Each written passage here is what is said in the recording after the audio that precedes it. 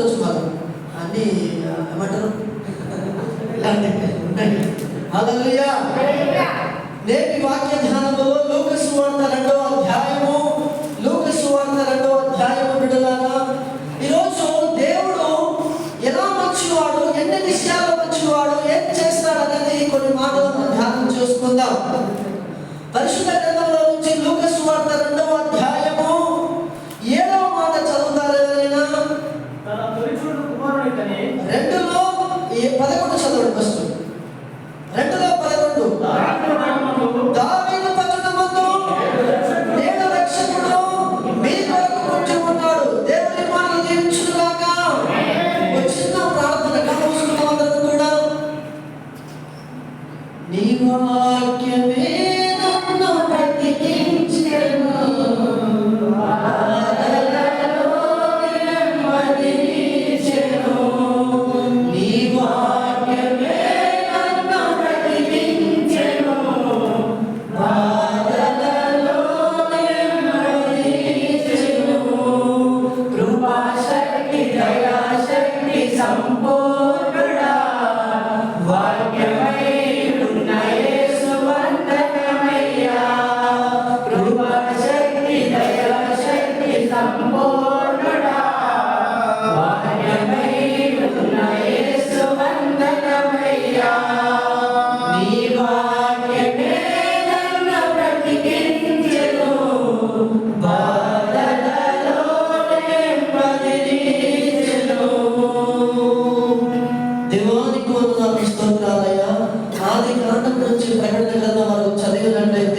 నీ భక్తులను ఆదరించింది, ధైర్యపరిచింది, పురికొల్పింది, లేవనెత్తింది కేవలం నీ వాక్యం ప్రభావానికి వందనాలు. అలాంటి వాక్యం కోసం బిడ్డలు ఎదురు చూస్తూ ఉండగా పరిశుద్ధాత్మ దేవుడా వివరించడానికి అయా శక్తి, సామర్థ్యం, జ్ఞానం నాకు లేదు నాయన. నీ సిలువ చాటున మరుగుపరచండి. అపవాది క్రియలను యేసు నామములో లయపరచండి. అయా నీ కూరగా వాడుకో. బిడ్డలు అయా ఖాళీ పాత్రల్లో వచ్చిన ఈరోజు అచ్చుల మట్టుగా నింపి తృప్తి పరుస్తారని యేసు పరిశుద్ధ నామములో చిన్న ప్రార్థన నీకే సమర్పిస్తున్నాము తండ్రి. ఆమేన్. హల్లెలూయా, హల్లెలూయా. దయచేసి కొన్ని మాటలు మనం త్వరగా ధ్యానం చేసుకుందాం. మన దగ్గర దాదాపు 20 నిమిషాలు ఉంది. దేవుని బిడ్డలారా, 20 నిమిషాలే నాకు గుర్తుకు చేయండి. ఇలా చెప్పేసి నేను అక్కడ ముగించేస్తాను. రైట్. హల్లెలూయా. మనం చదువుతున్న మాటల్లో అమూల్యమైన మాట ఏమిటంటే, దావీదు పట్టణమందు నేడు రక్షకుడు మీ కొరకు పుట్టి ఉన్నాడు. మనం ఏ పట్టణంలో ఉన్నాం ఈరోజు? మనం ఏ దేశంలో ఉన్నాం ఈరోజు? ఓమాన్ దేశంలో ఉన్నాం. అంటే అర్థం ఏంటి? ఓమాన్ దేశంలో నేడు అనగా ఆ రోజు దావీదు పట్టణంలో పుట్టాడు. కానీ ఈ రోజు రక్షకుడు ఎక్కడ పుట్టాడంట? ఓమాన్లో మన కోసం పుడుతూ ఉంటున్నాడు. మనం ఎక్కడ ఆరాధిస్తామో, మనం ఎక్కడ స్వీకరిస్తామో, మన మనసులో ఎప్పుడు చోటిస్తామో అప్పుడే మన హృదయంలో ఎవరు పుడుతున్నారు?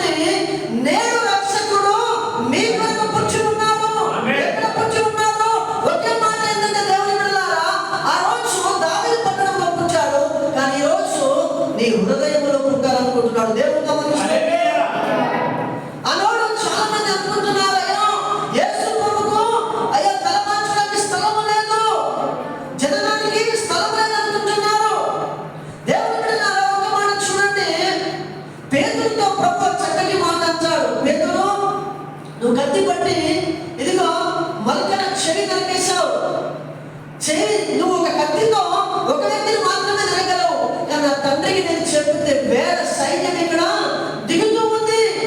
నాకు అర్థం ఏది లేదు దేవుని బిడ్డలారా. ఇంకో మాట చూడండి, యేసు ప్రభు పుట్టినప్పుడు ఎవరు చూడడానికి వచ్చారండి? యేసు ప్రభు పుట్టినప్పుడు ఎవరు చూడడానికి వచ్చారు? జ్ఞానులు వచ్చారు. తూర్పు దేశం జ్ఞానులు వచ్చారని వాక్యం సెలవిస్తూ ఉంది. జ్ఞానులే వెతుక్కుంటూ దేవుని రాగలిగినట్లయితే, జ్ఞానులే ప్రభువును వెతుక్కొని అంత దూరం నుంచి ప్రయాణం చేసి రాగలిగినట్లయితే, ఆ దేవుడు జ్ఞానుల ఇంట్లో పుట్టలేడా? ఆ దేవుడు రాజుల ఇంట్లో పుట్టలేడా? పిల్లలు ఖచ్చితంగా పుట్టగలడు. కానీ ఒకే ఒక ఆధారమైన కొన్ని మాటలు మనకు నేర్పిస్తున్న పాఠం ఏమిటంటే, మురికి గుడ్డలాంటి మన జీవితాన్ని శుభ్రం చేయడానికి దేవుడు ఎంత తగ్గించుకున్నాడో, దేవుడు ఎలాంటి వ్యక్తిని కోరుకున్నాడో, ఎంత భారమైన జీవితాన్ని కోరుకుంటూ ఉన్నాడో దానికి సాదృశ్యమే తప్ప దేవుని బిడ్డలారా దేవుడికి తలవాల్చడానికి స్థలం లేదని కాదు. కొంతమంది సైనికులు శిలువ దగ్గరికి వచ్చి మాట్లాడతారు, అయ్యా నువ్వు దేవుడి కుమారుడు అయితే నిన్ను నువ్వు రక్షించుకొని దొంగ అంటున్నాడు. ఆ మాట ఎవరు అంటున్నారు? దొంగ అంటున్నాడు. ఎవరు అంటున్నాడు? పరిశుద్ధుని అంటున్నాడు, నిష్కలంకుని అంటున్నాడు. లాజరు బయటికి రమ్మంటే సెలవిచ్చిన దేవుడితో మాట్లాడుతున్న మాట, నువ్వు దేవుడు అయితే అంటున్నాడు.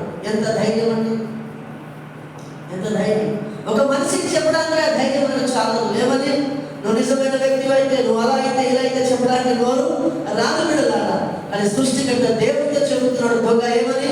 నువ్వు దేవుడి కుమారుడు అయితే నిన్ను నువ్వు కాపాడుకుని మమ్మల్ని కాపాడలేవా అని అంటున్నాడు. అంటే దైవత్వం చాలా మందికి అర్థం కావట్లేదు.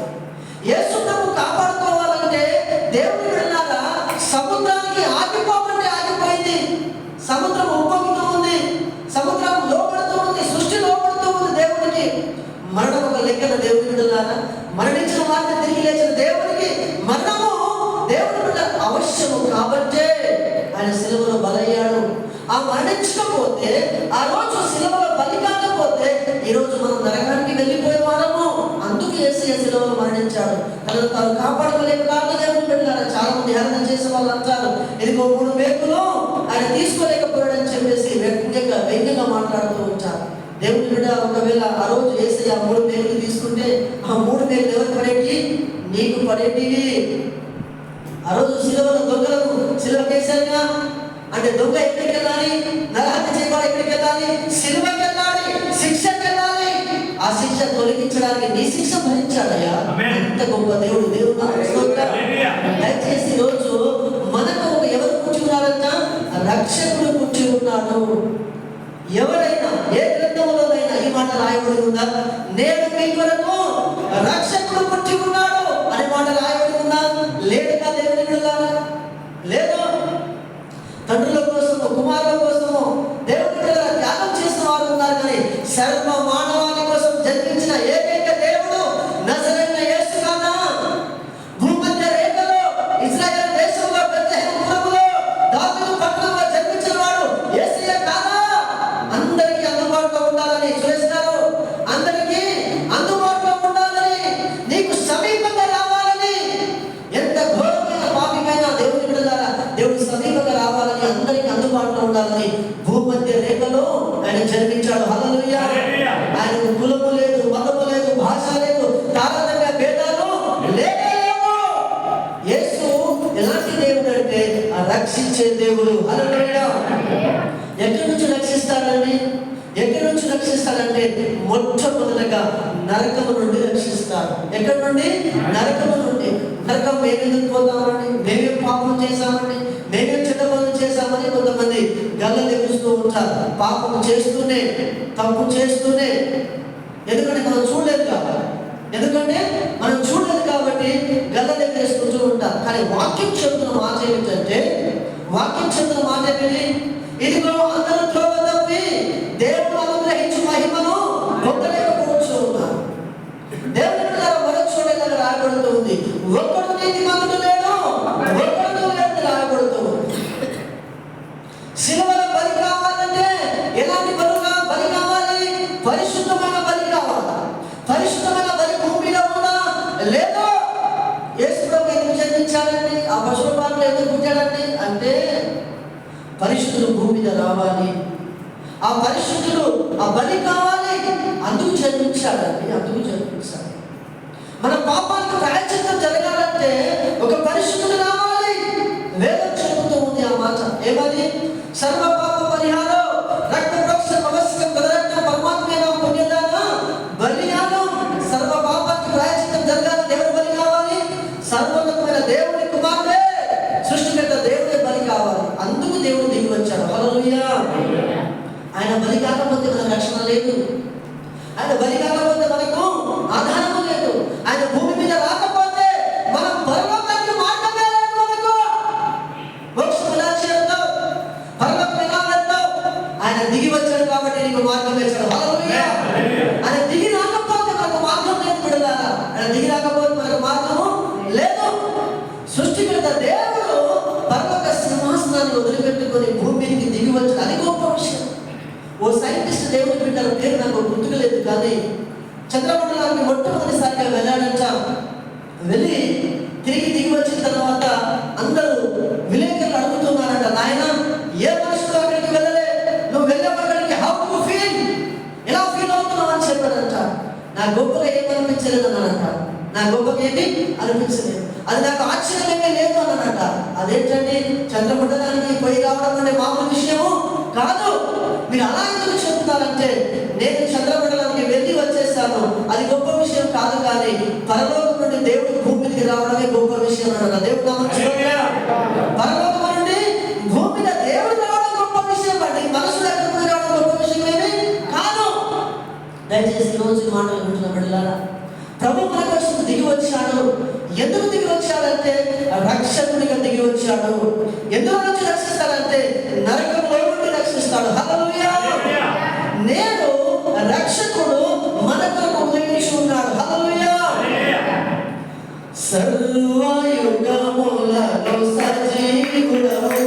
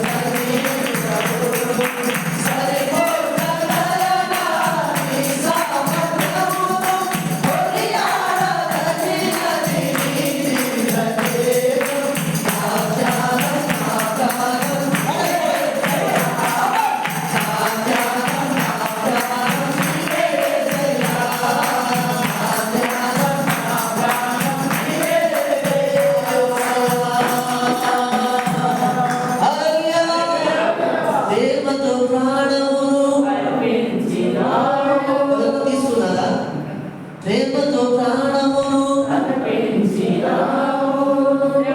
ప్రేమ. ఎలాంటి ప్రేమ? బలి అయ్యే ప్రేమ అండి. యేసయ్య ప్రేమ. విమర్శించే వాళ్ళకు బుద్ధి తెచ్చుకోండి. యేసయ్య ప్రేమ ఎలాంటిది? బలియాగమయ్యే ప్రేమ. బలి కోరుకునే ప్రేమ కాదు, చంపే ప్రేమ కాదు. ఎలాంటి ప్రేమ? బ్రతికించే ప్రేమ. యేసయ్య ప్రేమ బ్రతికించే ప్రేమ అండి. అలాంటి ప్రేమ మనకి దొరకదు. అలాగే దొరకదు. ఒక మాట చదువుకుందామా? యోహాను సువార్త తీయని బైబిల్ తీసుకొచ్చాం. యోహాను సువార్త 3వ అధ్యాయము 16వ మాట చదువుతారు ఎవరైనా? దేవుడు లోకమును ఎంతో ప్రేమించెను కాగా ఆయన తన అద్వితీయ కుమారుని పుట్టిన వాని యందు విశ్వాసం ఉంచు ప్రతి వాడు నశింపకున్నట్లు ఆయనను మనకు అనుగ్రహించి నిత్య జీవము ఇచ్చాడు. హల్లెలూయా. ఈరోజు యేసయ్య ఎందుకు వచ్చాడంట? ఎంత ప్రేమించాడంట? ఆ ప్రేమలో ఎంత ఉంది? పైసా హై తో స్నేహం హై, డబ్బు ఉంటే స్నేహం, అందం ఉంటే స్నేహం, బలం ఉంటే స్నేహం, కారు ఉంటే స్నేహం, సబ్ ठीक है तो भाई भाई, नहीं तो नहीं नहीं. హల్లెలూయా. లోక ప్రేమ అలాంటిది దేవుని బిడ్డలారా. ఇంకో చోట ఇలా రాయబడి ఉంది. దేవుడు ఎందుకు ప్రేమించాడు తెలుసా? ఏం చూసి ప్రేమించాడు? మరి బ్రదర్, మన దగ్గర ఏమీ లేదు, మనం దేవుడికి ఏమీ ఇవ్వలేము. ఆయన ఎందుకు ప్రేమించాడు మనల్ని? ఏం చూశాడు మనలో? ఏం చూశాడు? ఏం చూశాడు చెప్పండి ఒకసారి. మంచితనం ఉందా? మాటలు నిలబడతామా? అసలు లేదు. గురిగట్టుకు పరిగెడతామా? లేదు. సావాసం కట్టేస్తామా? లేదు. ఇంకా దానికి తగ్గట్టున్నాను అంటే అందులో ఫిక్స్ అయిపోయినట్టు చూడారు. ఏం చూశాడు దేవుడు? ఏం చూశాడు తెలుసా? ఎఫెసీ పత్రికలో రాయబడి ఉంది ఏమని అంటే, మనం ఇంకా పాపలమై ఉండగానే, ఏంటంట? మనం ఇంకా పాపలమై ఉండగానే యేసయ్య యుద్ధ కాలంలో మన కోసం బలైపోయాడు. దేవుడు ఏ మనిషి కనిపించలేదు. మంచి ఉంటే చనిపోవాల్సిన అవసరమే లేదు. ఇంకో మాట, చాలా మంది లోకంలో స్నేహితులు ఏమంటారు? అరే వాడు మంచివాడు కాదు, వారి స్నేహము చేయొద్దు అంటారు. అవునా కదా? అరే వాడు తాగబోదు, వాడు తిరగబోదు, వారి స్నేహము చెడిపోతారు. ఇదే మాట రాయబడి ఉంది. ఓ మంచుని కోసం ప్రాణం పెట్టడానికి కొంచెం అరుదుగానే చెడ్డుల కోసం అలా ప్రాణం పెడతారా? నేను నీకోసం నేను ఇది చేసినా, నాకు ఏం చేసినావు, నువ్వు ఏం చేయలేదు, నీకోసం నేను ఇంకా హెల్ప్ ఏ మంచి నేను చేయలేను అంటారు. కానీ యేసయ్యలో ఉన్న గొప్పతనం ఏంటంటే కదా, నీలో ఏ మంచి లేదు, కానీ నీలో మంచిని కోరుకున్నాడు. అది గొప్ప విషయం. నీలో ఏ మంచి లేదు, కానీ ఏం కోరుకున్నాడు? ఆ మంచి నీలో చూడాలనుకున్నాడు. పొట్టి చెక్కయ్య సుంకపు గుత్తాదారుడు. అప్పటికి వడ్డీతో పైసే పరమాత్మ అనుకుంటూ బతుకుతున్నాడు. డబ్బే దేవుడు అనుకుంటూ బతుకుతున్నాడు. అందరి దగ్గర అక్రమంగా డబ్బులు వసూలు చేసే అవకాశం ఉన్న చోట డబ్బులు సంపాదిస్తూ ఉంటాడు. ఎప్పుడైతే ఒక మాట చూడండి, ఇందులో మంచి ఉందా? జక్కయ్యలో మంచి ఉందా? ఇప్పుడు ఏ మంచి లేదు. బైబిల్ స్పష్టంగా చెబుతూ ఉంది, చాలా దగ్గర చాలా దేవుళ్ళ అక్రమంగా డబ్బులు సంపాదించుకుంటూ దేవుడి బిడ్డలారా వడ్డీలకు వ్యాపారం చేసి అందరినీ బాధపడుతూ ఉన్నాడు. ఇందులో మంచి ఉందా సురేష్ గారు? మంచి ఉందా? ఉందా? లేకపోతే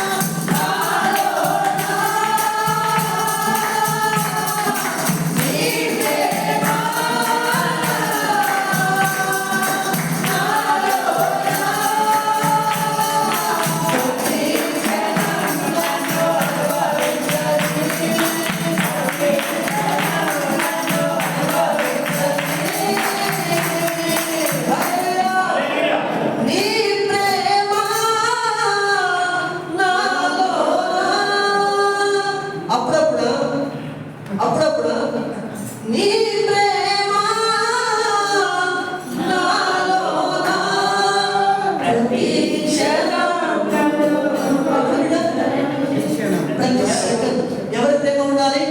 యేసయ్య ప్రేమ ఉండాలి. హల్లెలూయా. మన మనుషులము కాదని తెలుసు.